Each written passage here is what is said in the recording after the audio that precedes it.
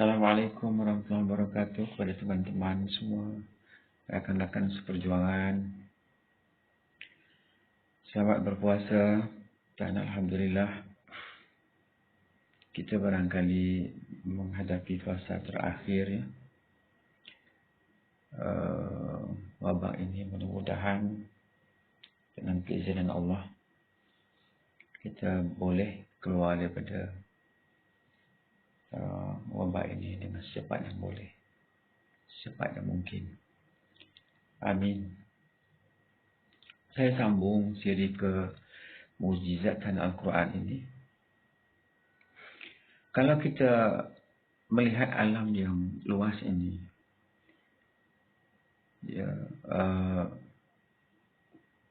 kita sebenarnya tidak tahu apa yang berlaku pada alam semesta.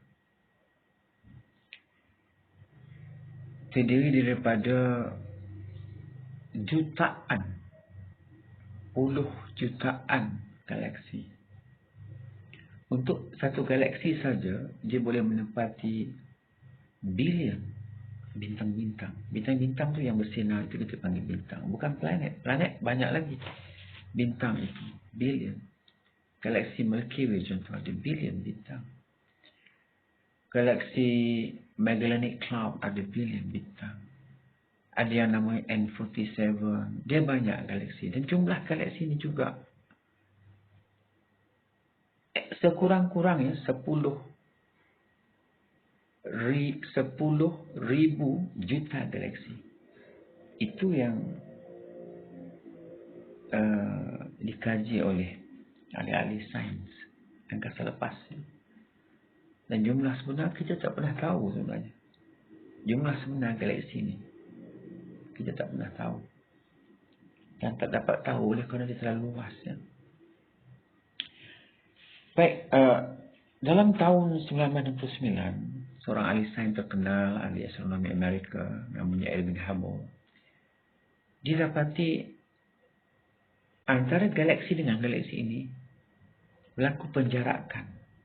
Itu disebut pengembangan, expanding of universe disebut. Berlaku penjarakan. Di antara bintang dengan bintang juga berlaku penjarakan. Bahkan semua objek ini melakukan penjarakan mengikut kadar kelajuan masing-masing. Dan kajian-kajian terbaru oleh Profesor Brian Smith daripada Australian National University yang mendapati pengembangan berlaku dengan kadar yang cepat, iaitu 258.975 km satu jam. Pengembangan itu.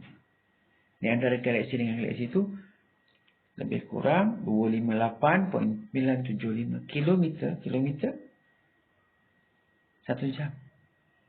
Mana cepat, sedang menjauhi satu sama lain.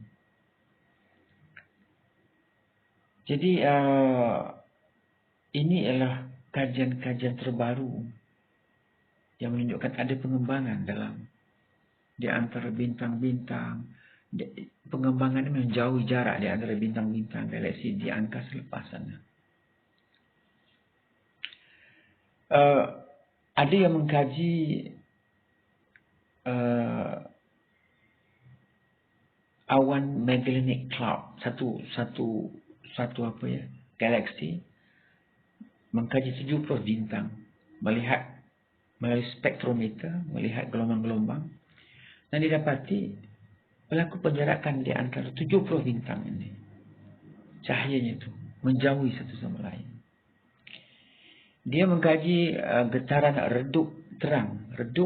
Sebab bila makin jauh bintang tu makin redup.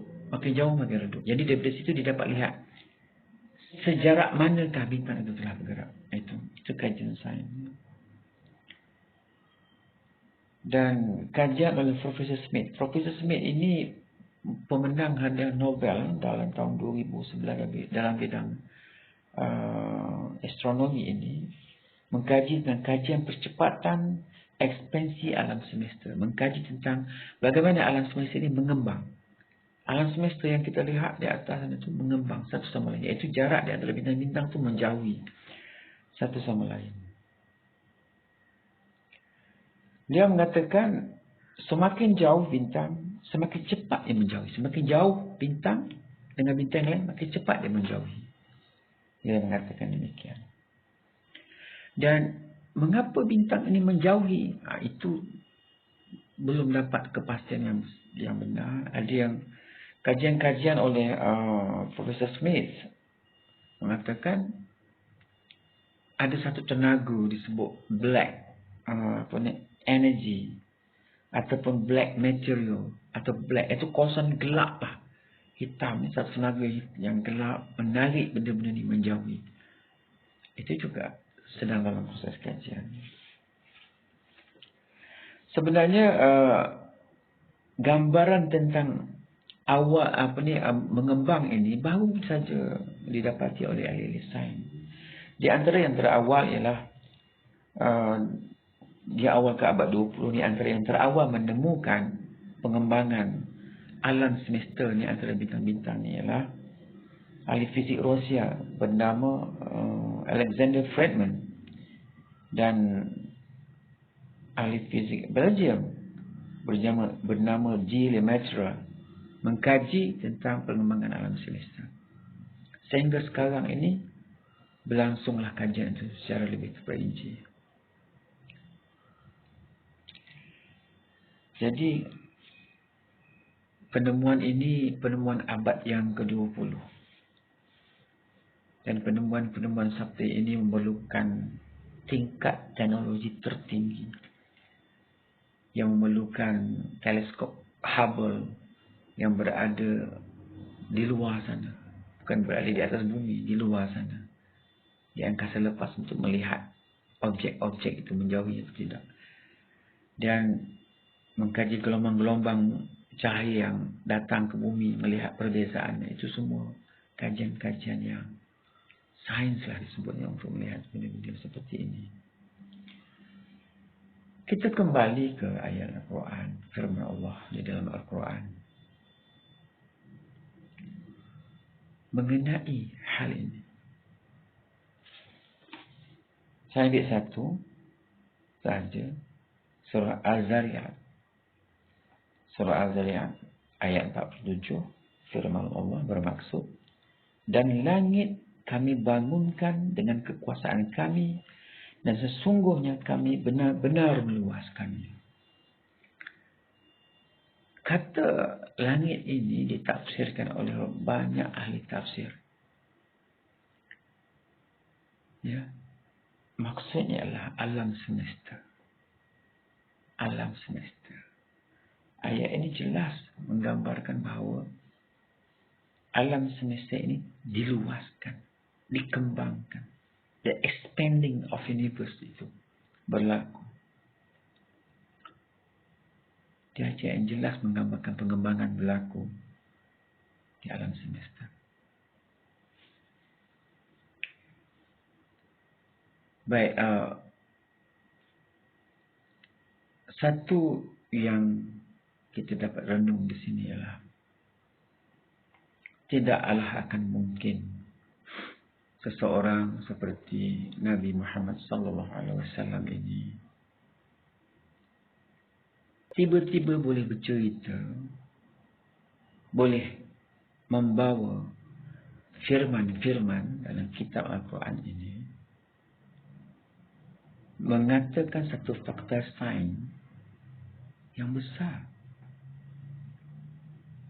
yang memerlukan ribu tahun untuk membuktikannya. Bahkan selama ribu tahun, ahli sains pun mengatakan alam semesta ini statik, tidak bergerak. Alam semesta, bintang-bintang itu dia statik, dia diam. Galaksi dengan galaksi itu diam, tidak bergerak. Tetapi selepas abad ke-20 ini barulah orang menggunakan teknologi yang lebih tinggi, teleskop yang besar, yang magnifying sangat kuat, melihat pengembangan ini. Soalan kita adalah di mana Nabi Muhammad SAW tahu hal ini? mesti daripada pencipta alam ini. Pencipta yang melihat pengembangan alam ini. Pencipta yang mencipta pengembangan alam ini. Tidak mungkin Nabi tahu, sebab Nabi tidak pernah membaca, tidak tahu menulis, tidak tahu membaca, tidak pernah belajar ilmu-ilmu mengenai bulan bintang saja sudah tidak tahu, apalagi mengenai pengembangan alam yang sangat besar yang tidak dapat terfikir oleh sesiapa pada waktu itu. Jadi sahabat-sahabat, teman-teman semua, Quran sentiasa benar.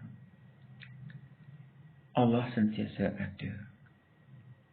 Allah melihat kita. Dan kita harus melihat Allah dengan ilmu. Dan ilmu yang sangat mendekatkan kita kepada Allah adalah maksud ayat-ayat dalam Quran itu. Sebab itu firman Allah ini selalu membuktikan ia benar di sepanjang masa. Wabillahi taufiq wal hidayah. Assalamualaikum warahmatullahi wabarakatuh.